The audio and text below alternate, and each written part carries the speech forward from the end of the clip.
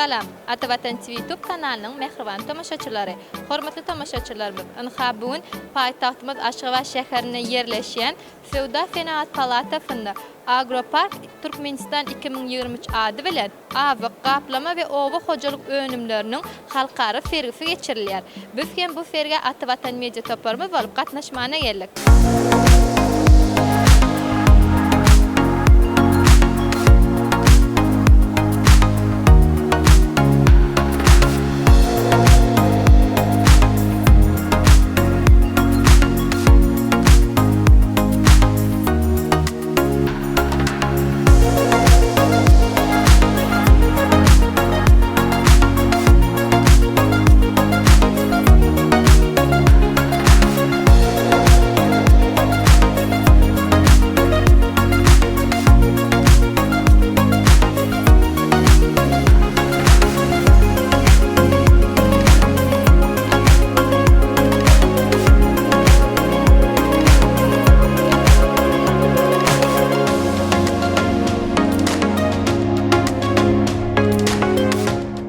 Gözel paýtagtymyz Aşgabat şäherine ilkinji gezek geçirilýän bu halkara fergini Türkmenistanyň Sewda Fenaat Edarasy bilen Türkiýanyň Safyvar kompaniýasy bilen bilelikde guraýarlar.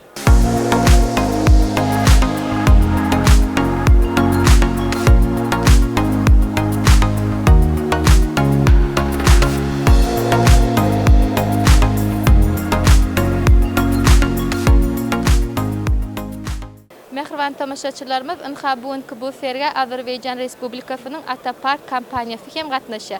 Gelin olar bilen söhbetdeş bolalım. Я Гасанова Чинара, представитель компании «Атапак». Мы являемся одной из ведущих компаний в Азербайджане по производству этикеток и упаковок.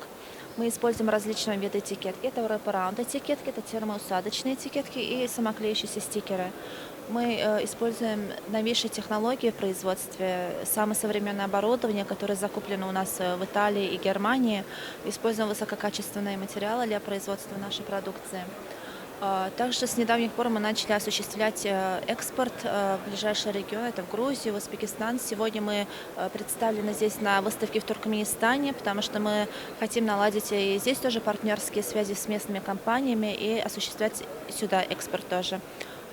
Мы на рынке уже 4 года, но за эти 4 года мы успели наладить тесное сотрудничество с крупнейшими компаниями Азербайджана.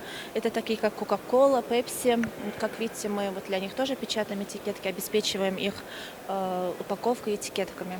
Bu fergide Azerbaýjanyň, Germaniýanyň, Hitaýyň, Özbegistanyň, Türkiýanyň değişli pudaklarynyň kompaniýalarynyň önümleri we hyzmatlary bilen tanışdyryldy. Men ýerde doğan ol hojalyk jemgyýetiniň Arkensk bölüminiň ýolbaşçy Hojaly. Şoňkuny Agropark Türkmenistan fergisine biziň hojalyk jemgyýetimizde hem gatnaşmak nesip etdi.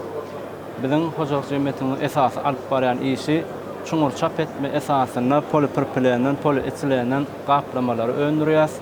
Bir ýurdumyzda öňe goýulan maksatlaryň biri daşarutdan gelýän önümleriň orny tutýan önümçiligi biziň ýurdumyzda ornaşdyrmak.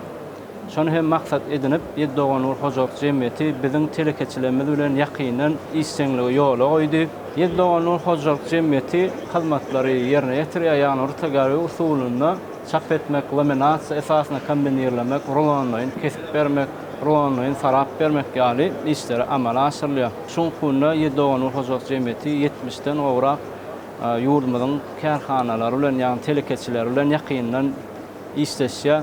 Olaryň 450den gowrak dizaynlaryny çap edýär.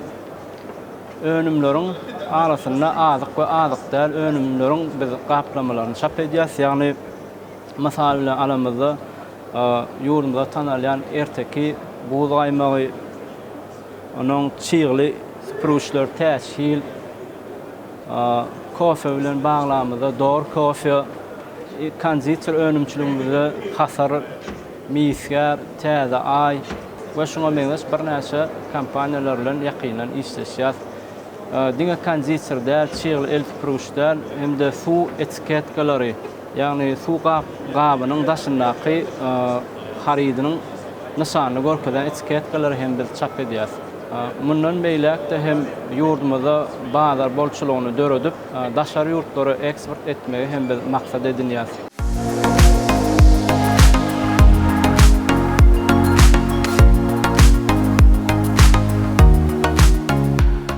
Şeýle hem awyk önümçiligiň enjamlary, gaplama önümleri we gaplama enjamlary, awyk önümleri we iýmit goşunlary, çörek we çörek önümleriniň tehnologiýalary, däne saklaýyş we degirmen ulgamlary, bagçylyk we tokoýçylyk ugurlary, guşçylyk we mallarçylyk üçin niýetlenen enjamlar, owa hojalyk önümleri, tohumlar we dökünler, suwarş ulgamlaryna niýetlenen önümler we hyzmatlar boýunça taýýarlanan ekspozisiýalary Niderlandlaryň, Russiýanyň we Eýranyň ýürüýte pavilýonlaryna görmek bolýar.